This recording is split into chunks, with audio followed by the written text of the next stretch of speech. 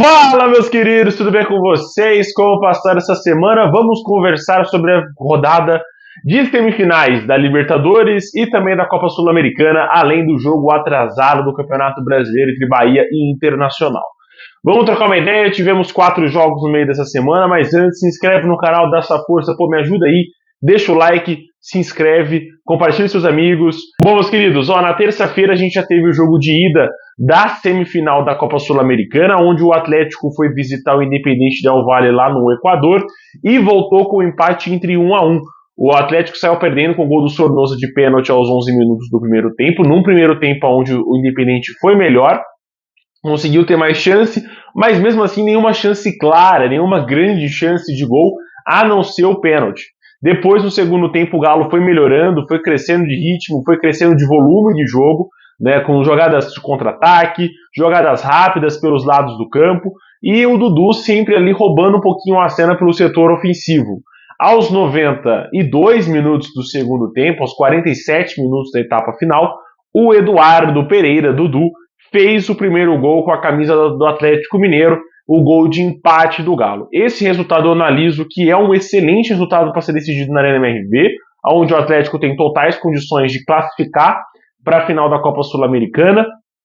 Esse título que eu já venho falando para vocês há muito tempo, que na minha opinião é a chance de título do Galo do ano, de terminar a temporada com um grande título, mas tem que também olhar para o Campeonato Brasileiro e não ser rebaixado. Faltam 12 pontos para atingir os mágicos 45, e o Galo, para mim, tem totais condições de fazer isso. Porém, na próxima semana vai jogar em casa, então esse final de semana não sei como que vai entrar no Campeonato Brasileiro, se vai entrar com os titulares ou com os reservas, mas é um jogo para o Galo que o Galo tem sim chances reais de classificar para a final da Sul-Americana. Baita campanha do Galo, né? Volta vivo aí do jogo de fora de casa, numa altitude do Equador contra o Independente Del Valle, e tem chance sim de ir para a finalíssima da Copa Sul-Americana. Vamos falar sobre a rodada atrasada, a 14ª rodada. O Bahia recebeu o Internacional em casa, venceu por 1-0 num pênalti, que se o pênalti do Flamengo e Palmeiras não foi, esse pênalti também não foi, né? Mas o árbitro marcou. O William José precisou de uma chance, depois de 2 chances. Na terceira ele conseguiu empurrar pro gol, né? Isso sim, pra você ter uma noção. Foi no rebote do goleiro, depois foi no rebote da trave, e aí sim ele conseguiu colocar no fundo da rede. O Bahia consegue vencer o Inter, foi melhor realmente no duelo, iria fazer um gol, acho que naturalmente, nesse jogo contra o Internacional. Foi o melhor, mas o jogo também foi bem amarrado, né? Então não tivemos grande chance, grande desempenho dos dois times, mas o Bahia foi muito bem e venceu o Inter dentro de casa. Na quarta-feira também a gente teve a ida da outra semifinal, da primeira semifinal da Libertadores. O Flamengo venceu o Racing dentro do Maracanã por 1-0, num jogo onde o Flamengo foi o melhor em campo, né? Também conseguiu ter mais volume de jogo, chances criadas. No primeiro tempo, chutou bola na trave, teve chance perigosa com o Pedro na pequena área. Mas é um resultado pouco para ser resolvido fora de casa na Argentina, em Avellaneda. Eu acho que esse confronto está em aberto, diferentemente da outra semifinal que a gente vai conversar também, mas eu acho que o Flamengo tem condições sim de segurar o resultado lá na Argentina. Vai ser muito difícil. Né? O Racing, comparado ao time do Estudiantes que o Flamengo eliminou na última fase, é um time extremamente melhor, né, dentro de casa, consegue desempenhar um bom futebol e tem tudo para conseguir essa virada também. Então acho que é um confronto muito equilibrado, que os dois times têm totais condições de conseguir a classificação. O Flamengo segurando o resultado, ou quem sabe fazendo um gol em contra-ataque, e o Racing na base da pressão, na base de também nos contra-ataques, quem sabe em algumas oportunidades, mas é sim um resultado que o flamenguista pode sonhar, mas vai ter que jogar bola. Não é um resultado que pode jogar tranquilo no jogo da volta lá na Argentina.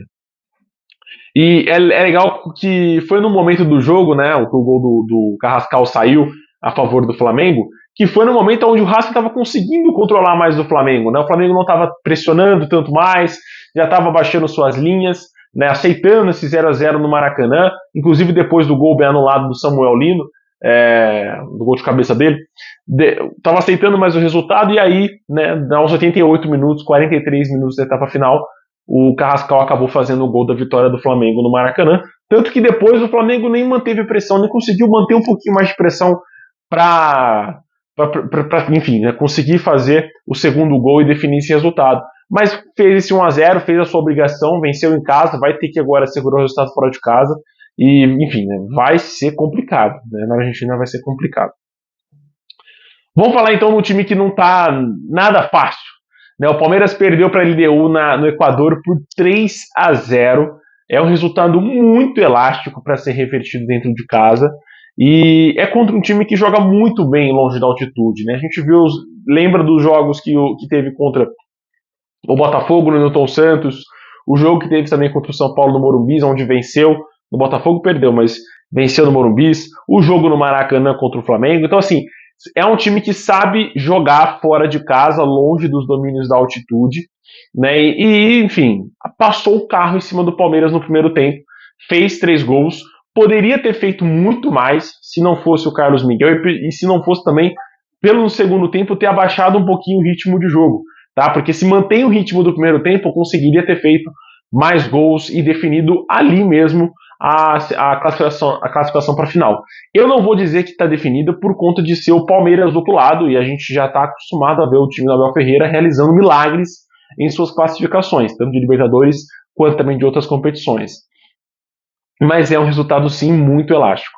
O Palmeiras vai ter que fazer o impossível dentro de casa, fazer gols, manter a sua intensidade os 90 minutos. E a gente vendo, né, esses retrospectos do Palmeiras, eram esses 4 jogos que iriam definir o ano, a temporada do Palmeiras. O jogo contra o Flamengo, a ida e a volta da Libertadores, e o jogo contra o Cruzeiro nesse final de semana. 50% dos jogos já foram, né? O jogo de ida e o jogo do Flamengo. O Palmeiras tomou 6 gols nesses 2 jogos. Marcou 2. Não pontuou, não venceu, perdeu os 2 jogos. E ainda teve seu goleiro titular não jogando esses 2 jogos. Né? Acho que isso é o principal. Mas eu analiso a seguinte forma, em 3 pontos, essa possível eliminação do Palmeiras. A primeira é a estratégia errada de Abel Ferreira. Eu acho que ele errou completamente de ter ido com o mesmo time que joga aqui no nível do mar, digamos, para jogar na altitude. Eu acho que certas condições de jogo também te condicionam a mudar a sua estratégia. O Palmeiras poderia ter mantido a formação com 2 atacantes, mas 3 zagueiros era melhor, né, sistema para esse jogo, inclusive porque no meio de campo foi onde o Palmeiras mais perdeu seus duelos.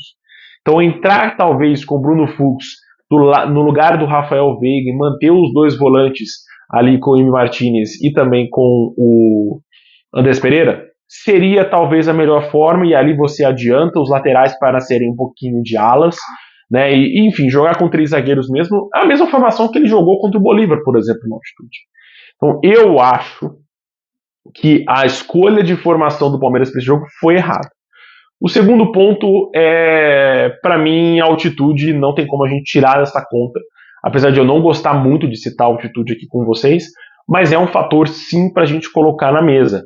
O Palmeiras jogou contra um adversário que tem um aproveitamento absurdo nos jogos dentro de casa. São mais de 80% dos pontos conquistados dentro do seu estádio nessa Libertadores. Fora de casa, isso cai um pouco, cai na média dos 46.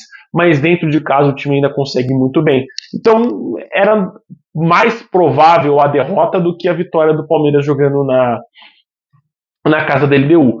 Só que esse jogo, para mim, né, já defino aqui para vocês, é o pior jogo do Abel Ferreira sobre o comando do Palmeiras, na Libertadores e também no seu modo geral. O Palmeiras nunca foi tão amassado e ineficiente como foi nessa partida.